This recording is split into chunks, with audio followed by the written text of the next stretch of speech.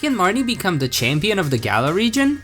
Well, no, because the way the game is designed, you have to crush her dreams during the semifinals. But what if you, the protagonist, didn't exist? Would Marnie be able to beat the purple hair brothers and claim the title of champion? I was hoping to get a quick and easy answer to this question, but you can only do the original semifinals and champion battle once, so time to reset shield and do the whole thing from the start. I would only add Pokemon to my team that Marnie has as the story progresses, and I would catch them as soon as they are available. If they aren't in the game or difficult to get, I'll transfer them over from Sword through Home. I'll assume that Hop and Beatty make a rival out of Marnie in lieu of the protagonist. Hop may see her as a worthy rival since Marnie has Team Yell cheering her on, akin to how Leon has fans everywhere. And while Beatty, he's weak to dark types. For my starter, I decided to go with Sobble, for no reason other than Hop having Score Bunny on his team to match the whole soccer theme. After kicking Hop's butt, I ran to the shops in Wedgehurst to change into something a little more Marnie-like, and I can already hear you typing in the comments, "But the DLC has Marnie's outfit and hairstyle." I'm not gonna wait 3 months to make this video. Also, what if the DLC items end up being available only in the post-game? Anyways, I grabbed the Pokédex from Sonia, and having unlocked the Pokemon Center, got my real starter from the PC. Knowing I'd have to battle a bunch of trainers in the next route, I ran back to level up a bit with the wild Pokemon and realized that this Squavit was gonna end my career. So even though Marty wouldn't catch one of these... Look, we're level 5 now! Route 2, here we come. To avoid over-leveling my Pokemon, I decided that I should only do trainer battles on each route and just run or avoid wild battles altogether, unless it's to add a new Pokemon to my team. This is also the point at which I realized just how difficult of a time Marnie must have had at the start of her journey. Until it reaches level 10, Morpeko only knows 3 moves: Thunder Shock with a base damage of 40, Leer, and Tail Whip, which is that supposed to be a tail? But also, those 2 moves do the exact same thing. They lower the enemy's physical defense, which doesn't help considering Thunder Shock is a special attack. So all of Marnie's early battles were just her spamming Thunder Shock. Also yes, my Morpeko knows Fake Out. It's there to help me get through the game a bit faster because my poor computer was running out of space this whole time, and this whole thing filled up almost 200 gigabytes. Special thanks to my Patreons, whose donations helped me afford this external drive so I could make the video in the first place. Back to the story. I picked up Payback from behind Magnolia's lab, and it turns out it's a move Morpeko could learn. Bye bye Leer. While fighting Hop, it also occurred to me to look up what Morpeko's ability does. Turns out that Hunger Switch would be useless for the majority of the run.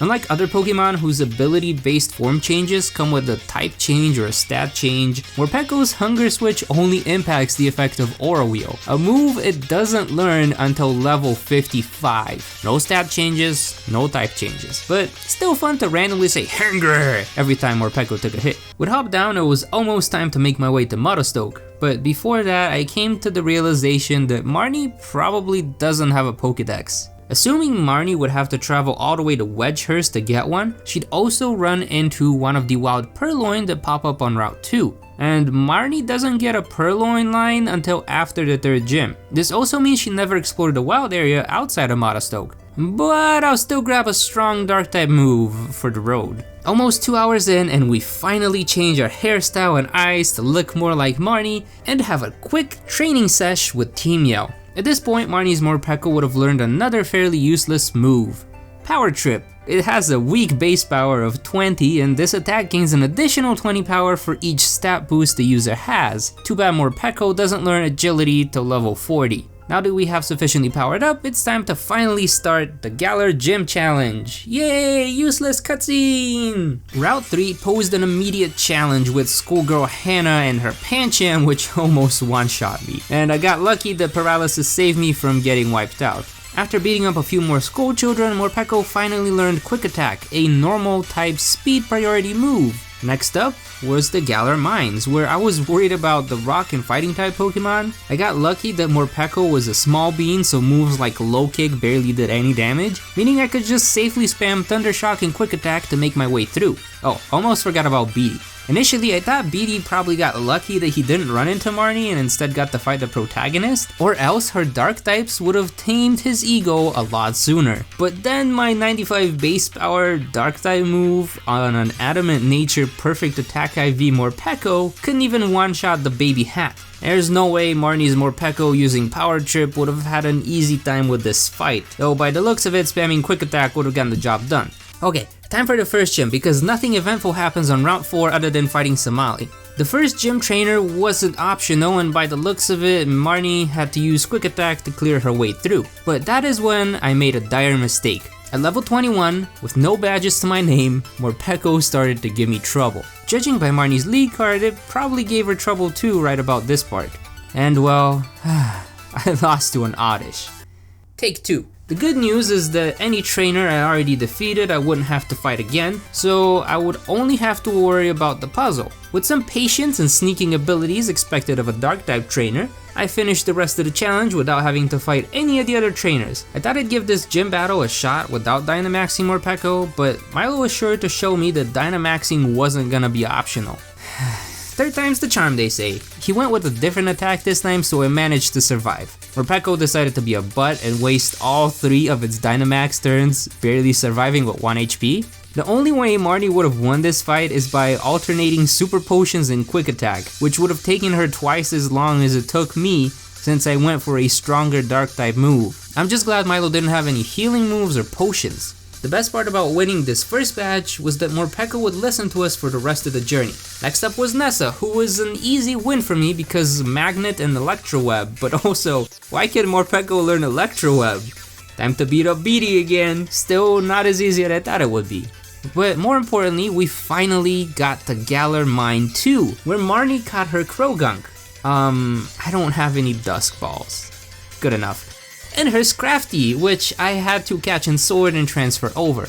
Alright, time for the gym. This gym had a very unique challenge. You would be doing a double battle against wild Pokemon, but you'd have to catch at least 2 of them to pass the mission. This means that even though Marnie didn't use any fire types during the gym challenge, she must have caught at least 2. All in Dusk Balls, of course. I didn't have a Dusk Ball for that one. The fight with Kabu was difficult. My entire team was composed of physical attackers and Kabu was sure to use Will-O-Wisp on all of them, which if you didn't know, being burned reduces your physical attack. The scariest part was his Scorch, since its bug type attacks were my weakness and Kroguk's dry skin ability made it weak to fire type moves as well. So I figured I'd swap out to the random fire types I had to catch, that way I could wait out the Gigantamax spicy fruit roll up and heal up my team before the real fight started. I didn't even have to Dynamax for this one. Before finally getting out into the wild area, the 3 leaders came to send us off. Oddly enough, Milo was the biggest challenge for Marnie, largely due to Morpeko's tantrums and weak movesets at the time. This little send-off also made me wonder if I needed the Dynamax at all during these gym battles. Maybe Marnie didn't, so that she could show off that she's like her brother but better.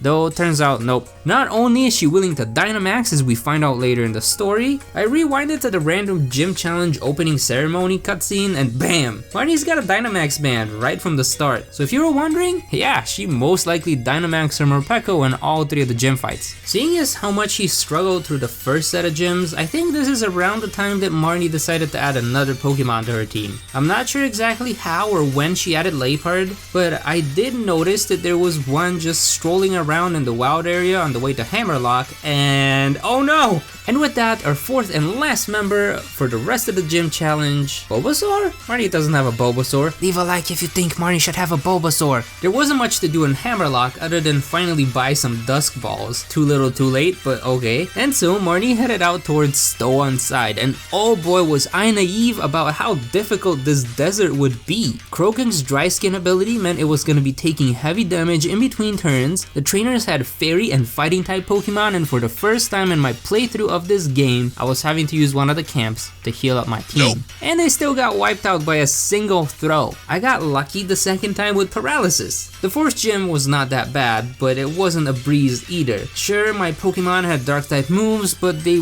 were all fairly weak, and can I just say, I'm glad I'm doing this in Shield and not in Sword, because I have no idea how Marnie would fare against B. I suppose she would have relied mainly on Kroguk and Morpeko to carry using their electric and poison type moves, but it definitely definitely would have been a struggle. Speaking of struggles, oh my gosh, the fairy type gym was an absolute pain. Doing the 3 trainer battles back to back had me on edge, but I managed to pull through thanks to Morpeko being just a bit over leveled. And that was just the gym trainers. The actual gym battle was near impossible, with Krogan having to face off against the Weezing with Levitate and patiently stacking on the stat boost from the pop-up questions. I also ended up using an Eviolite from the Dottler fight so Krogan could even stand a chance. And then her Togekiss just one-shots my poison type. Morpeko finished off the job and got lucky with Mawau's paralysis. Sadly, it couldn't topple the giant cake. This time I figured I'd try a different approach. I would lead with Krogunk so that I can get the speed stat boost from question 1 and hope it's enough to outspeed the Togekiss. I also figured it's a good time to try out those battle items like Dire Hit and X Attack, since being unable to one-shot my enemy would spell defeat for me. Though admittedly it was mainly as a strategy to get the stat boosting questions before taking down Weezing. And even then, I still couldn't one-shot the thing,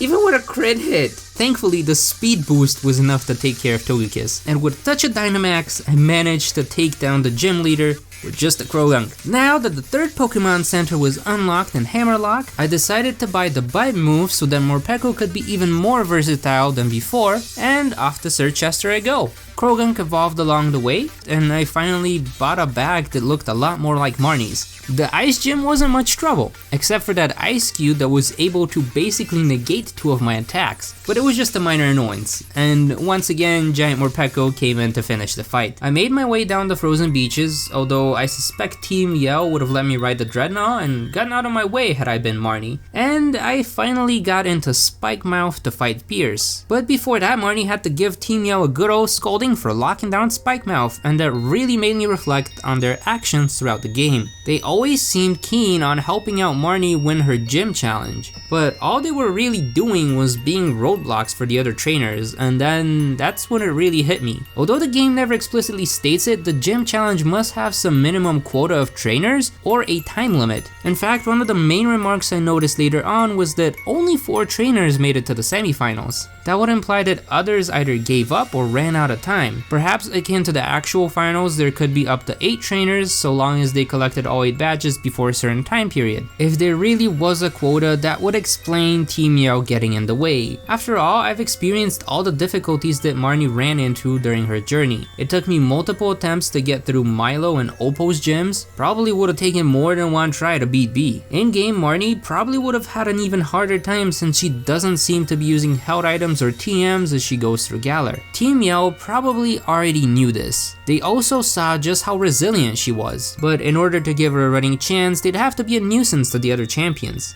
At the end of the day, we don't get to know if the others didn't make it to the semifinals due to a time limit or if they just simply all gave up. I can't tell you for sure how much impact Team Yell actually had, but it's pretty apparent that's why they were out and about in the first place. Okay, enough self-reflection, time for the fight I was anticipating this entire time. Marnie versus Pierce. The battle starts out with Leopard in lead, getting instantly intimidated by the opponent's Scrafty. It goes for a fake out to chip off a little damage and then sneaking out of the fight with a U-turn. What should go out next? Scrafty v Scrafty? Nah, it's part fighting. Let's try Krogunk instead. And that was a really good call from Marnie. Now let's go for a super effective revenge. Pocket Sand? Look at that Scrafty playing dirty. Okay, let's try this again. Scrafty going for the Brick Break. Strong, but not strong enough. But now Krogunk is coming in with a double damage revenge. The Scrafty goes down, folks. What will Pierce choose next? Malamar with Contrary, whatever that means. Krogunk hedging its bets with an Icy Wind. Not much damage, but at least what's this? Malamar's speed stat went up instead of down.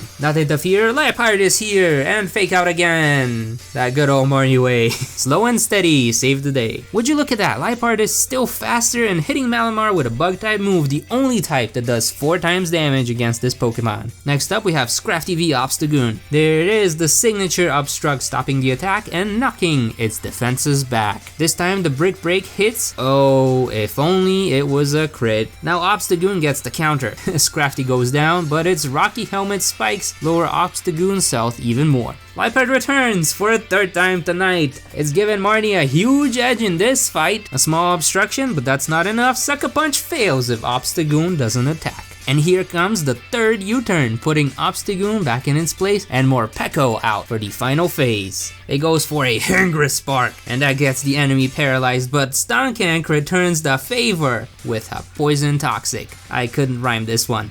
Oh, a Sucker Punch! Too bad we're resistant, and dang, this thing is persistent. But not as persistent as us. GG Pierce, this battle was fierce, but I think it's clear who won. And last but not least, we have the Double Battle Dragon Gym, which apparently you can't do unless you have at least 2 Pokemon that aren't fainted on your team. And so I'd like to save my revives. I might as well drop out of this challenge and heal real quick. The fight with Right Hand was much harder than I expected. Croagunk was able to take down Flygon with 2 Ice Winds, but the rest of his team was super bulky against physical attacks. And of course his Duraludon had a fighting type move to sweep my team with. I decided to Dynamax Morpeko and hope for the best. My fire type attacks barely did any damage, but at least they got rid of the Sandstorm, and by miracle, Morpeko survived the Dynamax punch to the face with 19 HP. Now that his signature Pokemon wasn't giant anymore, Max Flare was more than enough to knock it out, leaving the Sandaconda against Toxicroak. And just like that, Marnie's got all 8 gym badges. During the championship semifinals, Marnie has a Gigantamax Grimmsnarl, which she could only have gotten from the wild area. Now if you know anything about getting G-Maxes from a den, you're probably wondering how long it took me to get one. Well, I have a story for you. Before starting off this run of Shield, I had streamed the surprise lock of this game in German. At the end of the run, I had given away all of my Pokemon except for one, and I was going to lose that one when resetting the game.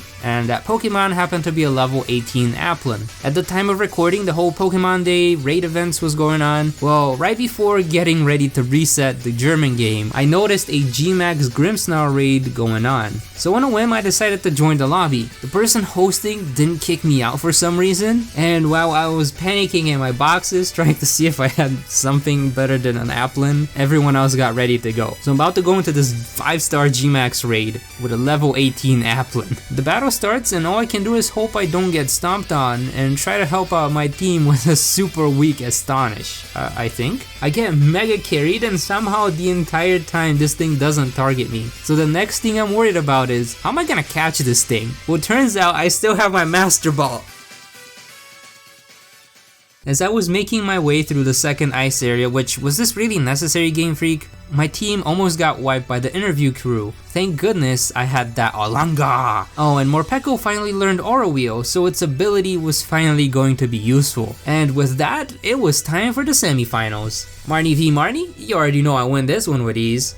And now finally comes the time to see how Marnie would do against Hop. His double was starting to worry me, but Scraggy was able to finish it off with a Brick Break. And from there, Hop was in trouble, cause my Scraggy got Moxie, meaning every time it knocks out an opponent, it gets an attack boost. So as you may expect, Snorlax, chop, Corviknight, a little scary, chop, chop, Spiky Thing, and then Cinderace literally blew me away. Nothing Olanga can't handle. So could Marty beat Hop? Yeah, easy. Now, before getting to fight Leon, can I take a moment to complain about the very random 40-minute sequence about Hop wondering why Leon is late for dinner and going to his boss's office to beat up his secretary, and the story script. I really feel like they could have handled this a bit better. Alright, time to fight Lee, never mind, even more interruptions. BD seems to have picked up a thing or two from the gym leader that gave us the most trouble, and I seriously forgot about this fight and just had Morpeko up front thinking I'll sweep through Nessa's team with my electric type moves. He wasn't much of a challenge to Olanga. Now as I was saying, Morpeko sweeps through Nessa's team. Alistair was a bit of a challenge since Aureo kept swapping back to electric and he landed a Will-O-Wisp on me. Again, if this was a fight against B, the battle would have been much harder, but something tells me Olanga would have been able to carry. Oh yeah, Right Hand's back, and not nearly as scary in this one. Okay, fine, he was still pretty strong, but I have Olanga! It's finally time to fight Leon. Never mind. Seriously though, why Game Freak? Okay, stuff that has 4 times weakness to fire. But hey, at least the music is fire. Now where is Arceus? No? Just this guy? Okay.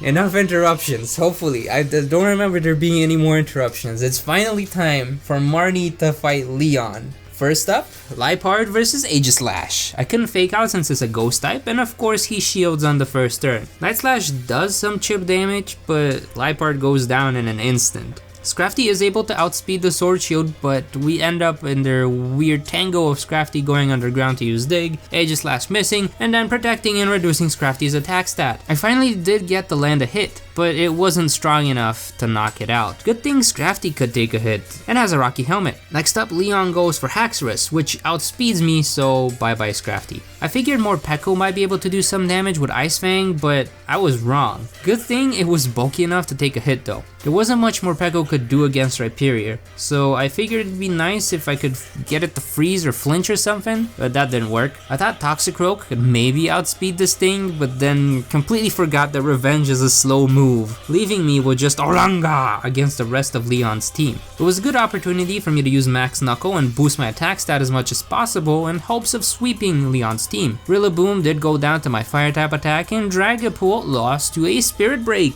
With my HP low, I decided it's time to go for the revive route instead of trying to attack. Also, Charizard's much faster than Grimmsnarl, so I didn't think I could get a hit in anyways. Morpeko was able to survive Charizard's signature G-Max move, but with so little HP, the between turn damage took it down. And just like that, I got my answer.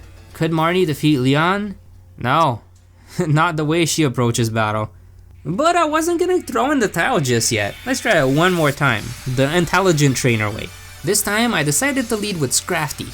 No point in letting Liepard get knocked out in vain. The Aegislash went for its typical King Shield on turn 1, allowing me to set up my dig right away. He tried to pull off a second King Shield, but I got lucky and it failed, and my dig still did nothing. Heck, Leon started going back into the whole dig shield back and forth, but for some reason he decided to stay in and finally attack me. But at that point he was too late. His Aegislash actually went down to my rocky helmet. Hello again, Haxorus. I know this thing outspeeds me, so I decided to go for a healing item instead of attacking. I could keep healing until the confusion sets in and allow my held item to chip away at the enemy. I figured I'd go for a dig to avoid getting hit just in case it got cured from confusion. I didn't realize this thing knew Earthquake. It was now time for Liepard to shine. Fake out to lower this thing's HP and then play rough to, oh shoot, this thing is faster. And just like last time, I let Morpeko finish the job. I was worried about swapping out, so I let Morpeko take one more for the team and pulled out Olanga, leaving Toxicroak safe and sound, unlike in the previous match. Did the same thing as before though, with the 2 Max Knuckles and the Max Flare to take out Rhyperior and Rillaboom. A weakened Olanga versus Leon's Charizard. Leon's Charizard only uses special attacks. Olanga's Spirit Break attack, although not very effective, would lower Charizard's special attack. And so the game was on. Olanga and Charizard exchanging Fire Blasts and Spirit Breaks, and just as I went for a revive on Morpeko, Leon went for a full heal. Having broken Charizard's spirit enough, I figured I end this whole thing the way it all started, with Morpeko, a very hungry one. And just like that, Marnie defeated Leon. Ivysaur? I doubt Marnie from the game would have been able to pull this feat off, but then again, I'm not even sure how she got past the Fairy type gym in the first place. What do you think? Could Marnie beat Leon and become champion? And is there any other trainer you'd like to see me try this with? Let me know in the comments below. Also, if you're wondering, yes, I was able to beat the pointy-haired weirdos and catch the Shield Doggo in a Dusk Ball since I had a couple to spare. Thanks for watching, and I'll see you around.